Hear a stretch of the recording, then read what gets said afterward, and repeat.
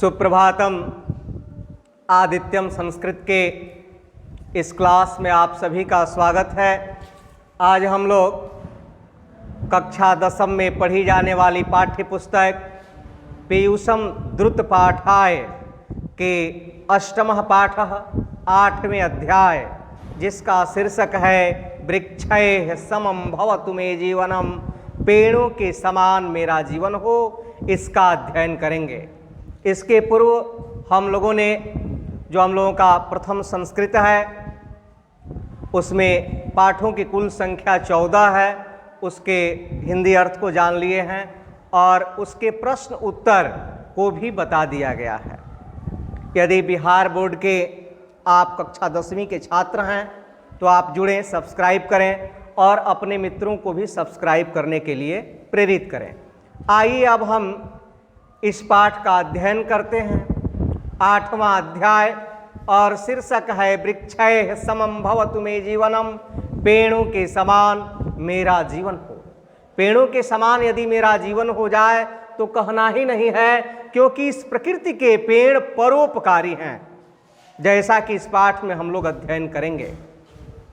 लिख रहा है यहाँ, वसंत काले सौरभयुक्तैः संतति काले दर्प विमुक्तैः शीततापयोः धैर्येण स्थितैः वृक्षैः समं भवतु मे जीवनम। कह दिया वसंत काले, वसंत के समय में, जब वसंत का समय हो उस काल में, वसंत एक ऋतु है और ऋतुओं की कुल संख्या 6 है। ग्रीष्म, शरद, वर्षा, हेमंत, शिशिर और वसंत। वसंत को ऋतुराज भी कहा गया और उस वसंत के बारे में लिख रहा है वसंत काले सौरभयुक्त, यानी वसंत काल में, वसंत के समय में सौरभ से युक्त, फूल से युक्त। संतति काले दर्प विमुक्त, संतति काल में यानी उत्पत्ति के काल में, उत्पन्न होने के समय में दर्प विमुक्त, कष्ट से मुक्त। उत्पत्ति काल में दर्प से विमुक्त। शीत तापयोः धैर्येण स्थित, शीत तापयो, शीत मीन्स ठंडा, तापयोः मीन्स गर्मी, ठंडा और गर्मी में धैर्येण स्थित, धैर्य पूर्वक स्थित रहने वाले वृक्षैः समं भवतु मे जीवनम, पेड़ों के समान मेरा जीवन हो। तो इस पहले पद्य का अर्थ हो गया कि वसंत के समय में सौरभ से युक्त, उत्पत्ति काल में दर्प से विमुक्त, ठंडा और गर्मी में धैर्य पूर्वक स्थिर रहने वाले पेड़ों के समान मेरा जीवन हो। दूसरा पद्य देखते हैं। दूसरा पद्य लिखता है वर्षा काले आह्लाद युक्तैः शिशिर काले निर्भीक चित्तैः हेमंत काले समाधि स्थितैः वृक्षैः समं भवतु मे जीवनम। कह रहा है वर्षा काले, वर्षा के समय में, जब वर्षा ऋतु आ जाती है उस समय में आह्लाद युक्तैः, आह्लाद का अर्थ होता है प्रसन्नता, प्रसन्नता से युक्त। पेड़ जब वर्षा का समय आ जाता है, बहुत से ऐसे पेड़ हैं जिन पेड़ों को मनुष्य जल नहीं देता, वह पेड़ जो है प्रकृति पर निर्भर हैं और प्रकृति से उन्हें वर्षा काल में जल मिलता है, तो वह वृक्ष जो है आह्लाद युक्त, प्रसन्नता से युक्त हो जाते हैं। शिशिर काले, शिशिर के समय में, शिशिर ऋतु के समय में निर्भीक चित्त, निर्भीक मीन्स निडर, चित्त मीन्स हृदय, एकदम निडर हृदय वाले होते हैं। हेमंत काले समाधि स्थित, हेमंत काल में, हेमंत ऋतु में समाधि स्थित है, पेड़ जो है समाधि में स्थित हो जाते हैं। ऐसे वृक्षैः समं भवतु मे जीवनम, ऐसे पेड़ों के समान मेरा जीवन हो। कह रहा है कि वर्षा के समय में प्रसन्नता से युक्त, शिशिर काल में निडर हृदय वाले, हेमंत काल में समाधि में स्थित रहने वाले पेड़ों के समान मेरा जीवन हो। फिर आगे बढ़ते हैं। तीसरा पद्य कह रहा है क्षुधारतिभ्यः फलसंततेः दानम, शरणागतेभ्यः आश्रयदानम, आत्पारतेभ्यः छायादानं वृक्षाणां व्रतं तद्वत् स्यान् मे जीवनम। कह रहा है क्षुधारतेभ्यः फलसंततेः दानम। क्षुधारतेभ्यः भूखे लोगों को, जो भी भूखा है वैसे भूखे लोगों को फल संततेः दानम, फल के रूप में अपनी संतति का दान करने वाले, फल का दान करने वाले यानी भूखों को फल प्रदान करने वाले। शरणागतेभ्यः आश्रयदानम, आगे लिख रहा है शरण आगतेभ्यः आश्रय दानम। शरण आगतेभ्यः शरण में आए हुए को आश्रय दानम, आश्रय प्रदान करने वाले। जो भी शरण में आता है पेड़ उसे अपना आश्रय प्रदान करता है, तो शरण में आए हुए को आश्रय प्रदान करने वाले। आतपारतेभ्यः छायादानम, आतपारतेभ्यः गर्मी के मौसम में कोई गर्मी से एकदम त्रस्त है, उस समय में छाया दानम, अपनी छाया को प्रदान करने वाले। क्या प्रदान करना? वृक्षाणाम व्रतः, वृक्षों का पेड़ों का व्रत है। तद्वत् स्यान् मे जीवनम, वैसा ही मेरा भी जीवन हो। पेड़ कितने परोपकारी हैं बता रहा है कि क्षुधारतेभ्यः फलसंततेः दानम, जो भी भूखा उनके पास आ जाता है अपने संतति के रूप में फल का दान कर देने वाले, अपनी संतान समझ करके फल प्रदान करने वाले। फल उसका कुछ लेते, पेड़ जो है उसका कुछ लेते नहीं हैं, पेड़ अत्यंत ही परोपकारी हैं। शरणागतेभ्यः आश्रय दानम, जो भी शरण में आता है उसे आश्रय प्रदान करने वाले। आतपारतेभ्यः छाया दानम, और गर्मी के मौसम में आए हुए को अपनी छाया देने वाले। वृक्षाणाम व्रतम, यह वृक्षों का, यह पेड़ों का व्रत है। तद्वत् स्यान् मे जीवनम, वैसा ही मेरा भी जीवन हो। आगे देखते हैं, आगे पेड़ के बारे में बता रहा है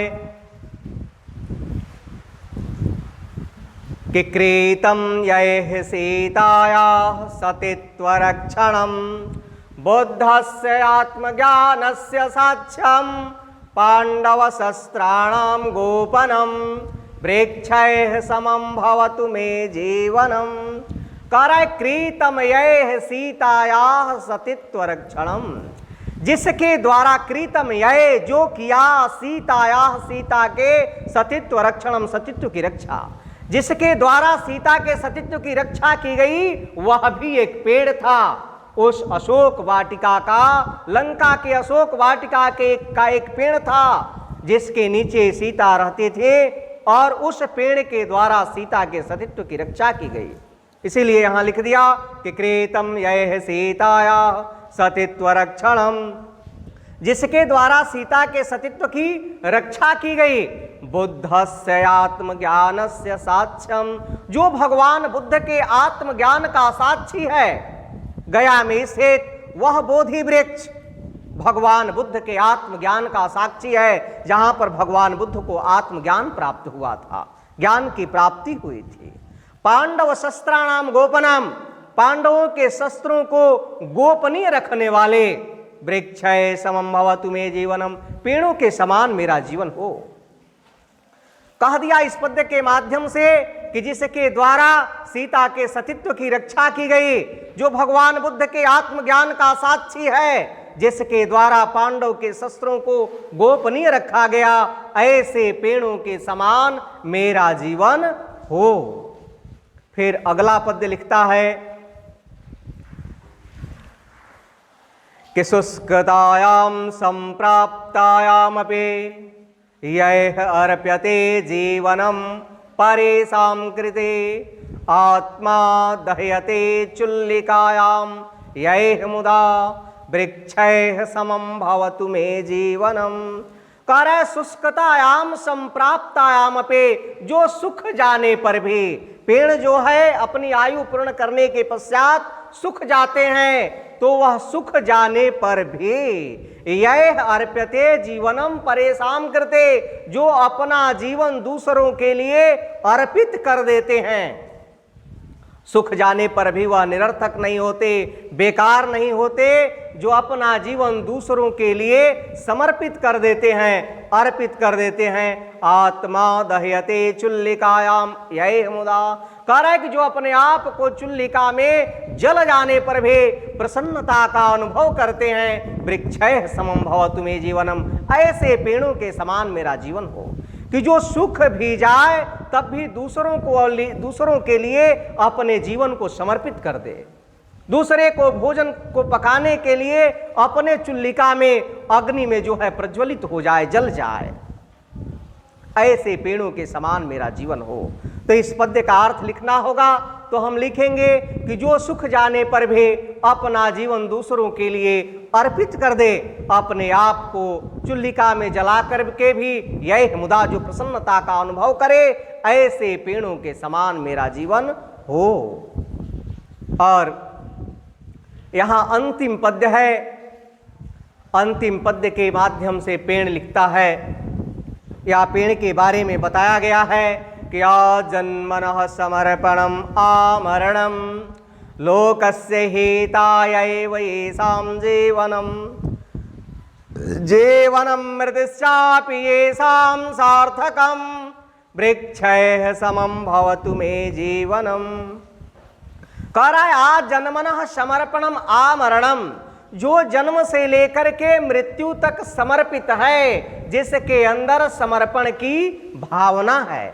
आजन्मनः समर्पणम आमरणम, जो जन्म से लेकर के मृत्यु तक समर्पित है। लोकस्य हिताय एव येषां जीवनम, लोकस्य संसार के हिताय व भलाई के लिए, येषां जीवनम, जिसने अपने जीवन को धारण किया है।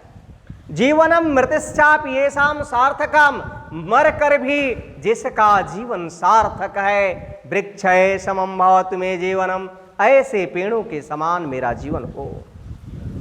इस पद्य का अर्थ हो गया कि जो जिसके अंदर जन्म से लेकर के मृत्यु तक समर्पण है, जो संसार के भलाई के लिए अपने जीवन को धारण किया है।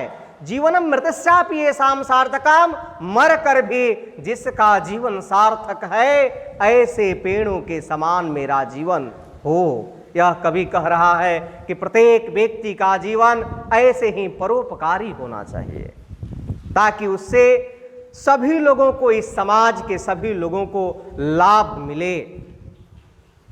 अब हम इसके अभ्यास कार्य को भी देख लेते हैं। मात्र 2 प्रश्न हैं इस पाठ के। पहला प्रश्न है कि अस्य पाठस्य भावार्थम लिखत, इस पाठ का अर्थ लिखिए। तो इस पाठ का हिंदी अर्थ लिख देना है। जो अभी आपको हिंदी अर्थ मैंने बताया, वही हिंदी अर्थ आप लिख देंगे। इस पहले प्रश्न का उत्तर हो जाएगा। और दूसरा प्रश्न कहता है कि लोकस्य हिताय वृक्षाः किम किम कुर्वन्ति, संसार की भलाई के लिए पेड़ क्या क्या करते हैं।